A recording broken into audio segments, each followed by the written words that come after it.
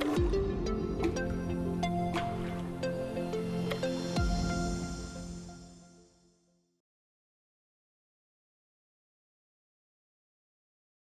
your little sleep gland. Yeah. So the pineal gland, what does it secrete? It secretes melatonin. And there's all this stink out there right now, like, oh my God, I'm not taking melatonin, it's a hormone. What? Yeah, it is. It's great stuff. And guess what happens if you stop taking melatonin after you've taken it for 3 years?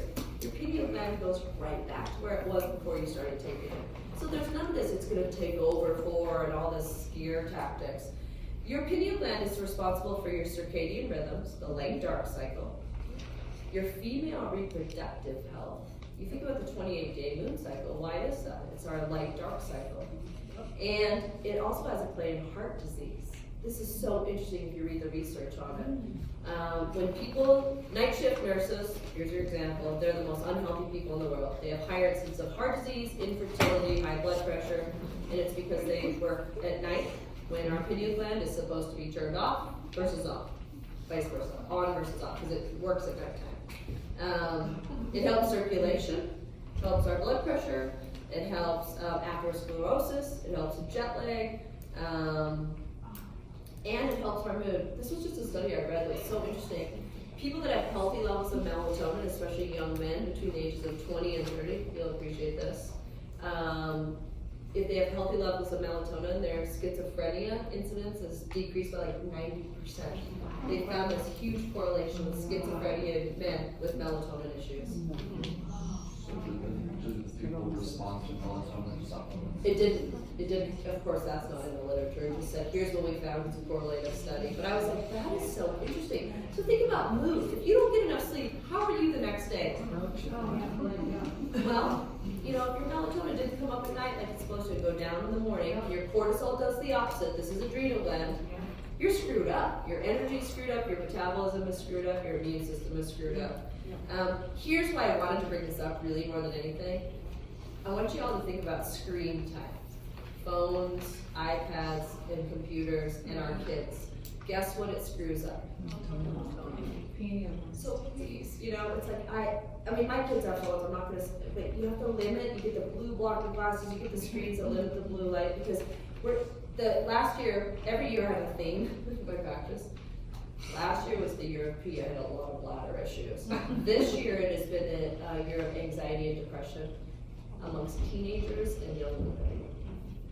And this has to do with that they don't sleep, they're all screwed up, they're worried about how many likes they get on social media, and so there's a hormonal reason. It's not just the time and the self-esteem and all that. There is a reason for it scientifically, and so that's why I brought it up more than anything. More for your all's kids and people you know.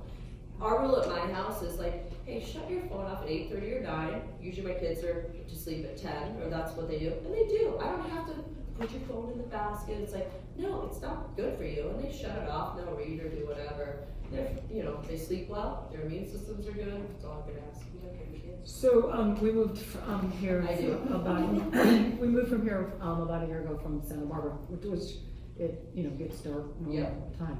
And so even though I've got lights and I've got the blinds and everything, my body is not shutting down. And we might use melatonin to help that a little bit. And I use this other stuff called Serifox, which is a kind of an amino acid to lower cortisol at night. And then we use the melatonin. We kind of balance those two things.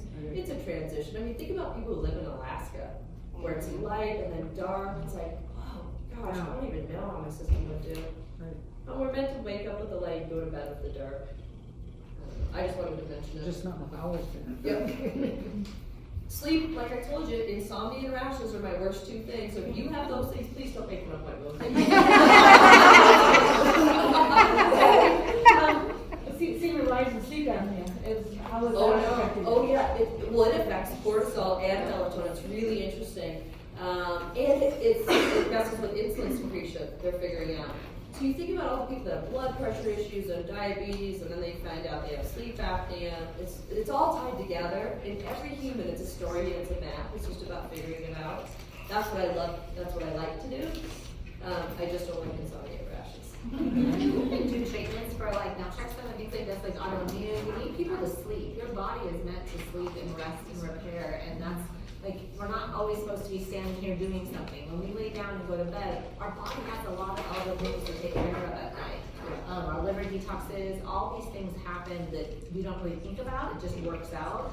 So even hot flashes versus night sweats, different situations. So, your sleep is something to be super aware of and mindful of, darkening curtains, whatever that looks like, snores that are next to you, however that is for you. But if you're not sleeping, then it's just the tip of everything. It's not gonna get better. And often menopause and perimenopause really screws with sleep, so hormonally you might not be quite right, that's interfering with it. I'm just gonna say one thing, I'm gonna answer your questions.